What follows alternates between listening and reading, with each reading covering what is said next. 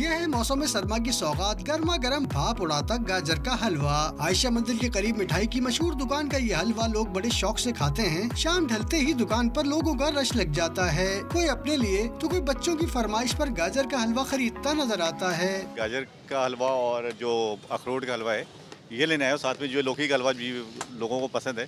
तो ये पहली सर्दियाँ शुरुआत है, तो इसलिए हमने कहा कि चले कुछ हलवों से भी लुत्फ अंदोज हो जाए। अब ये यहाँ से हलवा ले आएंगे, बच्चों को ले दे देंगे, बच्चे खा लेंगे, दुआ देंगे। दुकान पर गाजर के साथ साथ लौकी, अखरोट और दाल का हलवा भी फरोख्त होता है। गाजर का हलवा, लौकी का, अखरोट का और एक स्पेशल हलवा बनाया हमने दाल का, माश की दाल का हलवा। और जैसा कि आपको पता है कि अभी सर्दियों की आमद है, तो लोग ज़्यादातर गर्म चीज़ें ज़्यादा पसंद करते हैं। हलवे के शौकीन अफराद अपना मनपसंद हलवा खाने के लिए यहाँ का रुख करते हैं और रात गए तक रश जारी रहता है। कैमरामैन आसिफ रफीक के साथ मैं राज अख्तर, डॉन न्यूज़, कराची।